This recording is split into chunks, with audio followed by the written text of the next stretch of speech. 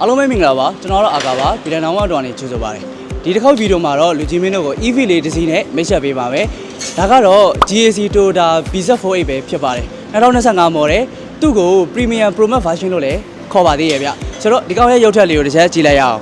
်ဒီကောင်ရဲ့ရုပ်ထက်လေးကတော့အရှိတ်ဘက်မှာဆိုလို့ရှိရင် Toyota logo တစ်စိမ့်လေးကိုအလယ်မှာမြုပ်ပေးထားတယ်ဒီ data running line နဲ့အတူ signal light လေးကိုထည့်သွင်းပေးထားတယ်မိခွက်ဒီဇိုင်းအနေနဲ့ဆိုလို့ရှိရင်တော့သူက projector headlight လေးကိုအတုံးလေးတွေပုံစံဖန်တီးပေးထားတာကိုတွေ့ရမယ်ဗျဆိုတော့အောက်ဘက်တစ်ချက်ကြည့်လိုက်ရအောင်ဒီအောက်ဘက်မှာဆိုလို့ရှိရင်တော့သူကဒီ bumper design လေး van လေးကိုဖန်တီးပေးထားတာက sporty look ကိုရစေတယ်အဆိုနာအနေနဲ့6လုံးပါဝင်ပါတယ်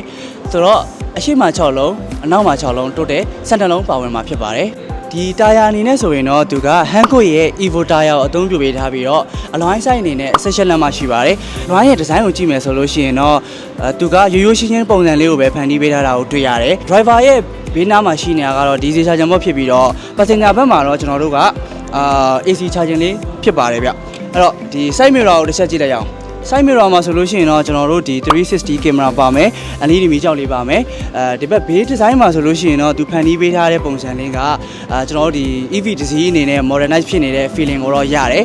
်တော့ဟန်တဲ့ design ကိုပြောရမယ်ဆိုရင်တော့တခြားကျွန်တော်တို့ဒီ Kia မှာဆိုလို့ရှိရင်တော့သူက flat out design လေးလာတယ်ပေါ့နော်ဒီမှာဆိုလို့ရှိရင်တော့သူကဒီရိုးရိုး traditional တော့ဟန်တဲ့ design ကိုပဲအသုံးပြုပေးထားတယ်ဗျအနောက်ဒီဇိုင်းမှာဆိုလို့ရှိရင်တော့သူကဖန်တီးပေးထားတဲ့ဒီဇိုင်းကနည်းနည်းတော့ boxy ဆန်တယ်၄တောက်ကြကြလေးတွေဖန်တီးပေးထားတယ်ဒီအနောက်မီးခွက်ဒီဇိုင်းကိုကြည့်မယ်ဆိုလို့ရှိရင်တော့သူက horizontal line လေးတွေဖန်တီးပေးထားပြီးတော့ turning light ကိုတော့ဒီလိုလေးဖန်တီးပေးထားတာလူကြီးမျိုးမြင်တွေ့ရပါလိမ့်မယ်အဲ့တော့ tail light ဒီဇိုင်းအနေနဲ့ကြည့်မယ်ဆိုလို့ရှိရင်တော့သူကတစ်ဆက်တည်းဖန်တီးပေးထားပြီးတော့အလယ်မှာ Toyota logo ပါမယ်ညာဘက်တောက်မှာဆိုရင်တော့သူ့ရဲ့ model brand name ဖြစ်တဲ့ BZ48 ဆိုတာလေးပါဝင်လာလိမ့်မယ်ဗျအဲ့တော့ Sona အနေနဲ့ပြောရမယ်ဆိုလို့ရှိရင်တော့6လုံးပါဝင်ပါတယ်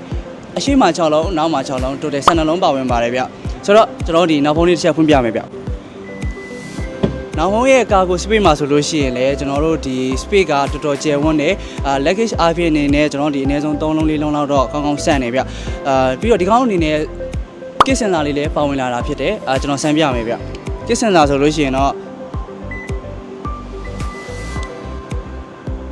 ့ကျွန်တော်တို့ kit sensor အနေနဲ့ဆိုလို့ရှိရင်လူကြီးမျိုးတို့အနေနဲ့လက်ထဲမှာပစ္စည်းတွေအများကြီးဖြစ်နေတာမျိုးမနိုင်မနှင်းဖြစ်နေတာမျိုးဆိုရင်တော့ဒီ kit sensor ကတော်တော်အသုံးဝင်တဲ့ function ဖြစ်တယ်ဗျ Okay ကားလေးရောက်ပြီဆိုတော့ပထမဦးဆုံးပြောရမှာက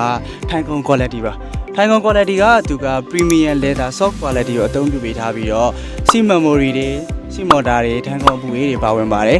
်ညာဘက် passenger မှာလည်း Taigun အပူအေးတွေကျွန်တော်တို့ဒီ seat motor တွေအားလုံးအပြည့်စုံ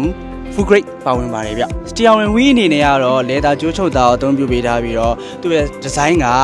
sporty look ကိုနည်းနည်းတော့ရတယ်ဗျပြိုင်ကားအထာလေးတော့နည်းနည်းရတယ်အရှိဘက်ကျွန်တော်တို့ဒီ cluster ကိုကြည့်လိုက်မယ်ဆိုလို့ရှိရင်လည်း digital cluster ကိုပဲအသုံးပြုပေးထားတယ်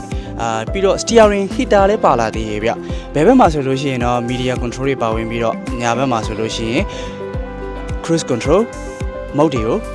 အလွယ်တကူချိန်လို့ရမှာပဲဖြစ်ပါတယ် infotainment screen မှာဆိုလို့ရှိရင်တော့နှစ်ပိုင်းပြောစရာရှိတယ်ဗ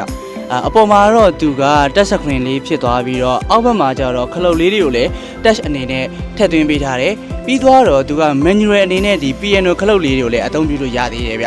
ျဒီဘယ်ဘက်ချမ်းမှာဆိုလို့ရှိရင်တော့ electronic parking brake auto hold ညာဘက်မှာဆိုလို့ရှိရင်တော့ eco mode နဲ့ slow mode 360 view auto parking lane assist နဲ့အလယ်မှာဆိုလို့ရှိရင်တော့ wireless charging ပါဝင်ပါတယ်ဒီ Emirates ကိုတစ်ချက်ကြည့်မယ်ဆိုလို့ရှိရင်တော့သူက adjust ပြုလုပ်လို့ရတယ်ဗျအနောက်မှာထိုင်ရတဲ့ feeling လေးတစ်ချက်ပြောပြမယ်သူက left row နဲ့ head row တွေကတော့တော်တော်ကျဲတယ်ပြီးတော့ဒီသူက5 seater လို့ပြောထားပေမဲ့လည်းအနည်းဆုံးတော့4ယောက်လောက်စီရင်တော့ပို့ပြီးတော့တင့်တော်လိမ့်မယ်ဗျဒီတော့ဒီ Emirates အနေနဲ့လည်းသူက ကပ်ဖိုရာ2ပေါက်လေးထပ်ပါလာတယ်ဒီကောက်မှာက airbag အနေနဲ့6လုံးပါဝင်ပြီးတော့ JBL speaker တော့9လုံးပါဝင်ပါတယ် sunroof ကတော့ panoramic sunroof မဟုတ်သေးဘူးသူကအလဲမှာ separate ပုံစံလေးဖြစ်နေတာဗျတစ်ချက်ကြည့်လိုက်အောင် Okay ဆိုတော့ဒီမှာပြောရရှိတာကအနောက်ဘက်ချမ်းမှာဆိုလို့ရှိရင်type C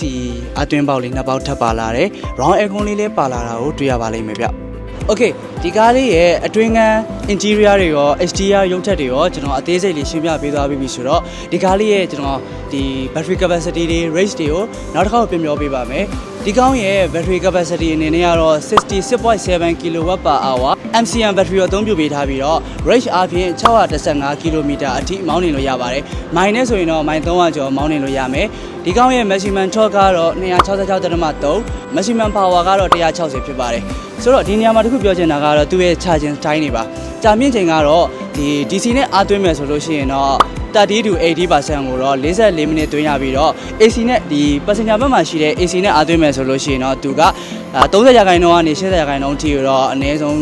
9နိုင်လောက်တော့အားသွင်းပေးရပါလိမ့်မယ်ဗျဆိုတော့ဒီကားလေးကိုချိန်နေတက်လို့လူချင်းမင်းတို့အနေနဲ့လာရောက်လေ့လာခြင်းနဲ့ဝယ်ယူခြင်းနဲ့ဆိုလို့ရှိရင်တော့ကျွန်တော်တို့ရဲ့ Billionaire One Showroom ကိုလာခဲ့ဖို့ဖိတ်ခေါ်ပါတယ် Showroom လိပ်စာလေးကတော့အမှတ်6 16ရပ်ကွက်မိုးကောင်းလမ်းမှတ်တမ်းရုံးရှိနဲ့ရွှေကောင်းဟော့ပေါ့ဘေးမှာတည်ရှိပါတယ်လူကြီးမင်းတို့အနေနဲ့စိတ်ဝင်စားလို့ဖုန်းဆက်ခြင်းနဲ့ဆိုလို့ရှိရင်တော့ဖုန်းနံပါတ်အနေနဲ့က39 430 330 299ကိုဆက်သွယ်လို့ရပါတယ်ကျေးဇူးတင်ပါတယ်ကျွန်တော်တို့အာကာပါနောက်ဗီဒီယိုတွေမှာပြန်တွေ့ကြတာပေါ့